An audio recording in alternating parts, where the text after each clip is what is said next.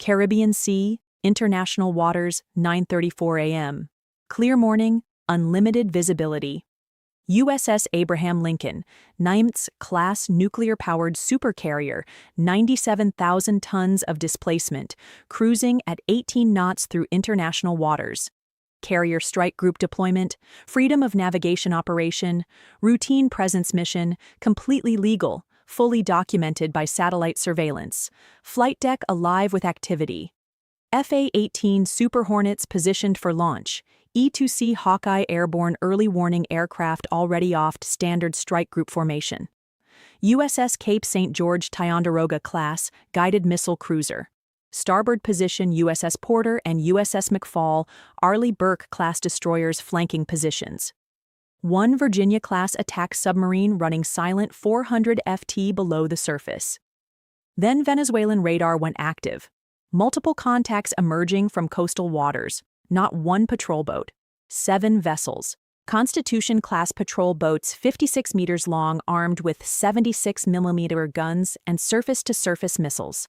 Formation spread. Speed 32 knots heading directly toward the American carrier group. Range 18,000 m and closing.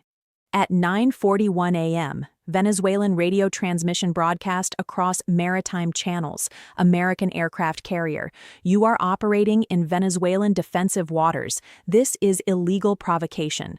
Alter course south immediately or face defensive action. Completely false. The Carrier Strike Group was operating 52 nautical miles from Venezuelan territorial boundary, well within international waters, clearly documented by GPS coordinates, satellite tracking, automatic identification systems visible to every maritime observer in the hemisphere. At 9:44 a.m., the Venezuelan formation altered course, not maintaining parallel track, not shadowing at distance, closing directly, aggressive intercept angle, speed increasing to maximum capability. Caracas believed they had created the perfect scenario. 7 patrol boats confronting 1 American carrier, film the encounter, force the Americans to change course, claim victory, demonstrate that Venezuela could challenge U.S. Navy carriers and make them blink. Show domestic audience that Maduro's government stands up to American imperialism. But Venezuela made 5 catastrophic miscalculations. First, aircraft carriers don't travel alone. Ever.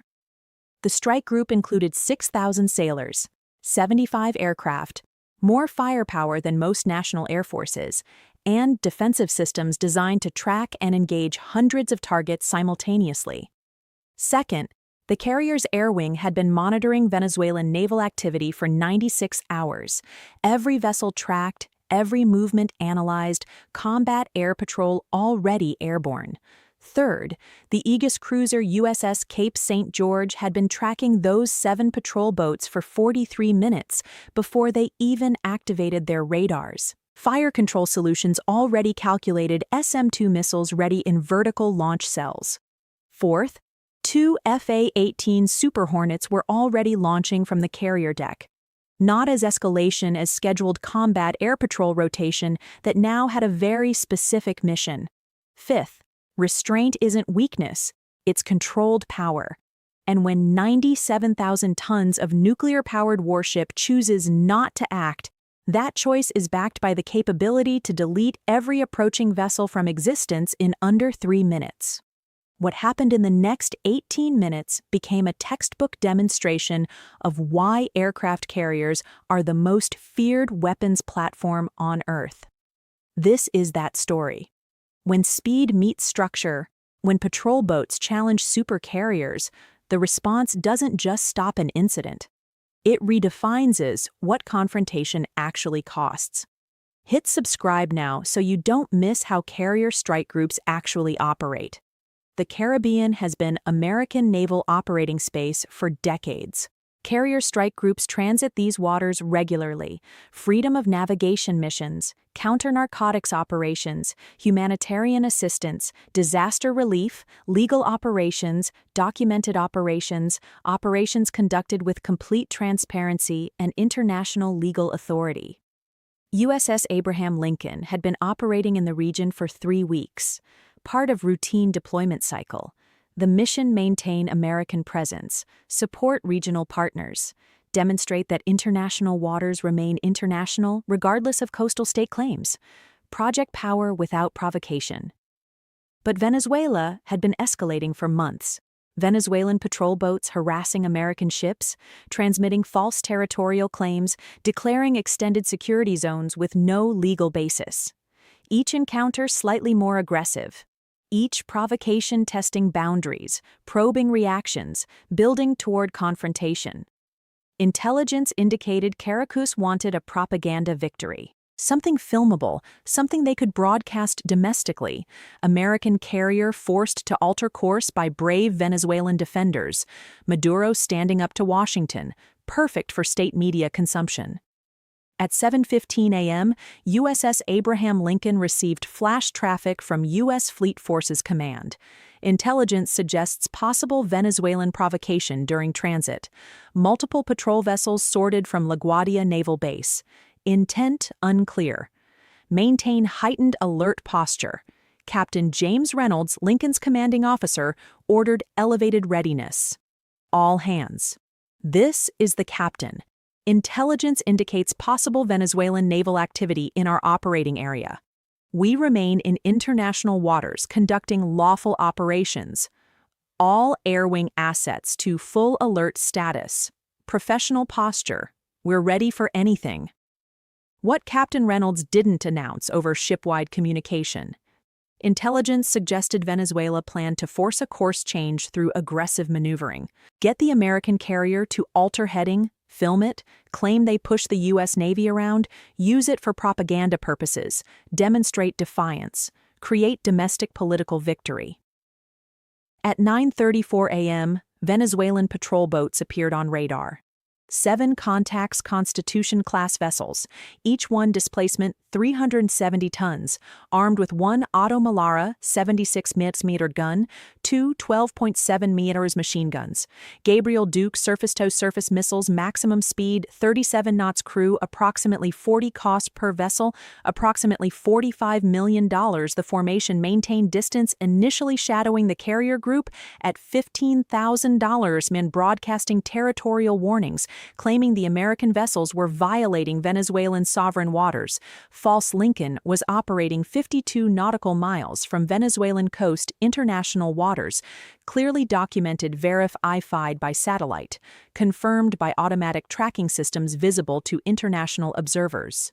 At 9:44 a.m., the Venezuelan formation altered course, no longer paralleling, closing angle, speed increasing to 35 knots, range decreasing rapidly, aggressive intercept geometry. This wasn't shadowing. This was confrontation. At 9:48 a.m., Captain Reynolds activated enhanced alert status. Flight operations launch alert fighters immediately. Air Wing Combat Air Patrol is now active engagement authority. Cruiser Cape St. George weapons tight, but track all contacts. We give them every opportunity to de-escalate inside USS Abraham Lincoln's Combat Direction Center. The tactical picture was comprehensive. Multiple radar systems tracking all 7 Venezuelan vessels simultaneously. E2C Hawkeye providing God's eye view from 25,000 FT altitude. Data linking everything to Fleet Command in real time. Fire control solutions updating continuously. The carrier strike group possessed more surveillance capability than Venezuela's entire military intelligence apparatus. Every Venezuelan movement visible, every radio transmission intercepted, every radar emission analyzed. Meanwhile, aboard USS Cape St. George, the Aegis Spy-1 radar had been tracking the Venezuelan patrol boats since they cleared coastal waters. Range, bearing, speed, course, all recorded. The cruiser's 122 vertical launch cells contained SM-2 Block 3A missiles, capable of engaging surface targets at ranges exceeding 90 nautical miles. Each Venezuelan patrol boat was well within engagement envelope. At 9:51 a.m., the Venezuelan formation closed to $12,000 men, aggressive formation. Spreadline abreast, classic attack profile, each vessel armed, each vessel transmitting hostile warnings, each vessel maintaining intercept course toward the carrier. At 9:53 a.m., Two FA-18E Super Hornets launched from Abraham Lincoln's catapults. Not armed for strike mission, armed for presence. Each aircraft carrying AI-120 AMA air-to-air missiles. AIM-9X Sidewinder heat seekers and 20mm cannon with 578 rounds. Maximum speed Mach 1.8. Combat radius 390 nautical miles. Multi-role capability, meaning they could engage air, surface, or ground targets with equal lethality. The Super Hornets climbed to 15,000 ft, then descended to 2,000 ft altitude, positioning directly between the Venezuelan patrol boats and the carrier group. Visible, intimidating, undeniable. At 9:56 a.m., Venezuelan radio transmission changed tone. American aircraft, you are interfering with Venezuelan naval operations. Return to your carrier immediately. The response came from the lead Super Hornet. Venezuelan vessels, you are operating in international waters. U.S. Navy Carrier Strike Group is conducting lawful transit. Recommend you maintain safe distance and professional conduct. Professional, measured, backed by 44,000 lb of thrust and precision-guided munitions. At 9:58 a.m., the Venezuelan formation maintained course, still closing, speed unchanged, range now 9,500 meters. Hostile intent clear. Either they believed the Americans wouldn't respond or they wanted confrontation for propaganda purposes. Either way, catastrophic miscalculation. At 10:01 a.m., Captain Reynolds made the call. Airwing demonstrate capability. Super Hornets, high-speed pass, full afterburner, 500 ft altitude directly over Venezuelan formation. Show them what close actually means. The Venezuelan crews heard them coming, saw them approaching, felt the pressure wave as 29 tons of American fighter aircraft passed overhead at 633 mph distance so close they could see weapons pylons, see pilot helmets, see exactly what they were dealing with. The message was unmistakable. We can be anywhere. We can see everything.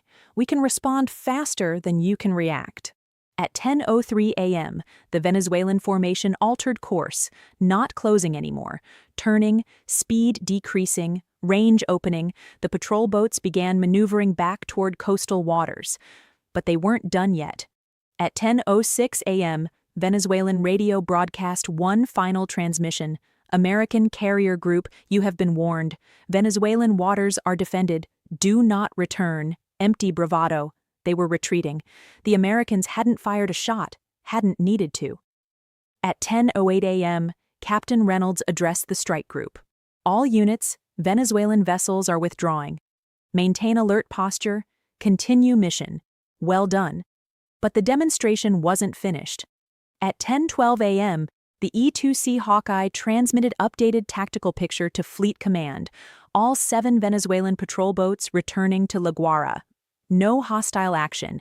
American carrier group maintaining course and speed. Mission uninterrupted. Total engagement time 38 minutes. Shots fired 0. Venezuelan vessels forced to withdraw 7. American course alteration 0 degrees. Message delivered unmistakable. Within hours, Venezuelan state media began broadcasting claims of successful naval confrontation. Brave Venezuelan sailors force American carrier group to halt operations. Imperialist warships flee after Venezuelan Navy demonstrates defensive resolve. Complete fabrication. Satellite imagery told the truth. High-resolution photographs showing Venezuelan patrol boats approaching American carrier group. F-18 Super Hornets launching. Venezuelan vessels turning away, retreating back to coastal waters. American carrier maintaining course throughout. No course change, no withdrawal, no hesitation. The strategic implications were profound. Venezuela attempted to intimidate an American carrier strike group. Cost-benefit analysis. 7 patrol boats deployed. 280 crew members exposed to risk. International humiliation when forced to withdraw. Propaganda claims contradicted by satellite documentation, all visible to global observers. American response. 2 fighter aircraft. 38 minutes. 0 munitions expended. Mission uninterrupted. Deterrence reinforced. Message delivered to every regional navy watching. That's a ratio Venezuela can't sustain. Like bringing fireworks to challenge a volcano. Technically possible, statistically inadvisable. China watched carefully, observed how carrier strike groups operate as integrated systems. Notice that American carriers aren't vulnerable targets waiting to be swarmed. They're command centers controlling three-dimensional battle space, extending hundreds of miles in all directions. Beijing's naval planners updated their assessments. Carrier strike groups don't fight alone. They fight assorted kill chains with air, surface, and subsurface components working simultaneously. Russia observed different lessons. Recognize that gray zone tactics only work when the other side chooses tolerance. When tolerance ends, asymmetry becomes overwhelming. American carriers possess escalation dominance at every level. Every regional navy operating patrol boats learned the critical distinction.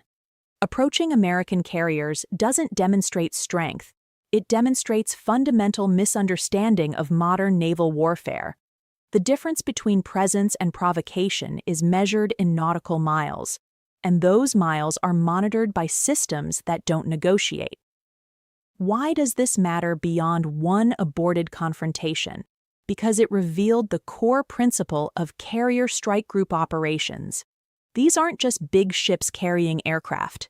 They're mobile airbases projecting power across 1,000 nautical miles of ocean. Backed by layered defenses, persistent surveillance, and overwhelming firepower, modern naval warfare isn't ship versus ship. It's worked systems versus isolated platforms. Carriers don't operate alone. They operate as nodes in architecture spanning satellites, submarines, surface combatants, and air wings. Venezuela confronted one carrier. They faced an entire ecosystem designed to dominate every domain simultaneously. The 7 Venezuelan patrol boats returned to La Guairaya that morning. Crews intact, vessels undamaged, mission failed. Caracas tested whether aggressive maneuvering could intimidate a U.S. Navy carrier strike group. Answer arrived in 38 minutes. 2 fighters, 1 message, 0 munitions required. Professional demonstration of why you don't challenge aircraft carriers in international waters. Like trying to intimidate a thunderstorm by shouting at it, the storm doesn't care. But everyone watching learned exactly what happens when weather systems meet wishful thinking. If this analysis clarifies modern carrier operations, share it with someone who needs perspective on naval deterrence.